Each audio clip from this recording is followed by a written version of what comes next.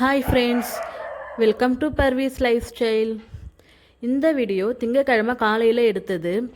எதுக்கு கற்றாழை பறிச்சிட்டு இருக்கேன்னா, ஹேர் பேக் போட போகிறேன். கூடவே கருவேப்பிலை, செம்பருத்தி இலை, பூ மூணுத்தையும் பறிச்சிட்டு வந்துட்டேன். இப்போ உடனே ஹேர் பேக் போட போகிறதில்ல. இன்னும் காலையில் எந்த வேலையும் முடிக்கலை, இனிமே தான் செய்யணும். சமையலுக்கும் ஹேர் பேக்குக்கும் தேவையான கருவேப்பிலையை பறிச்சுக்கிட்டேன். இந்த பூ இன்னைக்கு நிறையா பூத்துருக்கு, பார்க்கவே ரொம்ப அழகாக இருக்குது. செடி பூரா பூவாக தான் இருக்குது இன்றைக்கி. பாருங்கள் எவ்வளோ பூ பூத்துருக்குன்னு பாருங்கள். இதையும் தேவையானது மட்டும் பறிச்சுக்கிட்டு வந்துட்டேன்.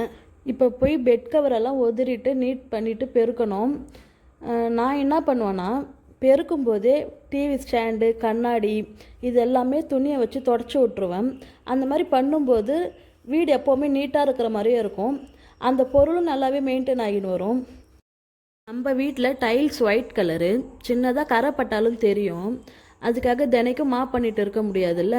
நான் பெருக்கி முடித்ததுக்கப்புறம் எங்கெல்லாம் கரை இருக்கோ அங்கெல்லாம் தண்ணி தெளித்து துணியை வச்சு தொடச்சி விட்டுருவேன். அது கொஞ்சம் ஈஸியாக இருக்கும். இந்த வீடியோவை பார்த்துட்டு இருக்கிறவங்க நம்ம சேனலை சப்ஸ்கிரைப் பண்ணுங்கள், லைக் பண்ணுங்கள். உங்களுடைய ஃபீட்பேக் என்னவோ அதை கமெண்ட் செக்ஷனில் சொல்லுங்கள். எனக்கு வேலை செய்யும்போது பாட்டு கேட்டுகிட்டே வேலை செய்கிறது பிடிக்கும். அப்போ தான் டயர்ட் ஆகிறதும் தெரியாது, வேலையும் சீக்கிரமாக முடிகிற மாதிரி இருக்கும். டீப்பா மேலே இருக்க கண்ணாடியே ஸ்ப்ரே வச்சு தொடச்சி விட்டுட்டேன். ஹேர் பேக்குக்கு நான் என்னென்ன பொருள்லாம் போட்டேன்னா, கருவேப்பிலை, கற்றாழை, நெல்லிக்காய், சின்ன வெங்காயம், செம்பருத்தி பூ. இதுக்கு முன்னாடியே பச்சை பயிரும் வெந்தயமும் ஊற வச்சுருந்தேன், அதையும் எடுத்துக்கிட்டேன். இது எல்லாத்தையுமே இப்போ ஒன்றா போட்டு அரைச்சி பக்கத்தில் ஃப்ளாக்ஸ் சீடில் ஜெல் எடுத்து அதையும் மிக்ஸ் பண்ணி போட்டேன். ஃப்ளாக்ஸ் சீடு ஜெல்லு நம்ம ஹேருக்கு யூஸ் பண்ணுறது ரொம்ப நல்லது. ஜெல்லு ரெடி ஆனதும் சூடாக இருக்கும்போதே ஃபில்டர் பண்ணி வச்சுட்டேன். இது ஃபில்டர் பண்ணாமல் அப்படியே வச்சோம்னா கொஞ்சம் நேரத்தில் ரொம்ப திக்காயிடும், அப்போ ஃபில்டர் பண்ண முடியாது. முன்னாடியே ஃபில்டர் பண்ணி வச்சுட்டேன். இப்போ கொஞ்சம் சூடு ஆறட்டும்.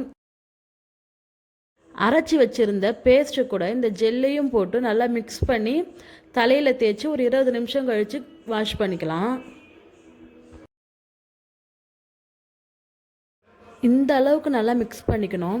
இதுக்கு நடுவில் இவருக்கு ட்ரை ஃப்ரூட்ஸில் ஜூஸ் போட்டு கொடுத்தேன்.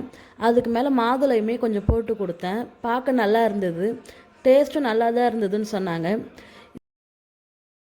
இந்த வேலையெல்லாம் முடிச்சுட்டு மதியம் சாப்பாட்டுக்கு தேவையான காயெல்லாம் கட் பண்ணிகிட்டு இருந்தேன். மதியம் என்ன சாப்பாடுனா, சாதம், சாம்பார், சிக்கன் வறுவல். சாம்பாரும் சிக்கன் வறுவலும் வெளியே அடுப்புலேயே செஞ்சுட்டேன். சாதம் மட்டும்தான் உள்ள கேஸ் ஸ்டவ்வில் செஞ்சேன். எனக்கு அடுப்பில் சமைக்கிறதும் பிடிக்கும். சாம்பார் ரெடி ஆகிடுச்சு, சிக்கன் ஃப்ரையும் ரெடி பண்ணிட்டோன்னா மதியம் சாப்பிட வேண்டியது தான். நம்ம சேனலை தொடர்ந்து ஃபாலோ பண்ணுங்கள், சப்போர்ட் பண்ணுங்கள். தேங்க்ஸ் ஃபார் வாட்சிங். பாய்.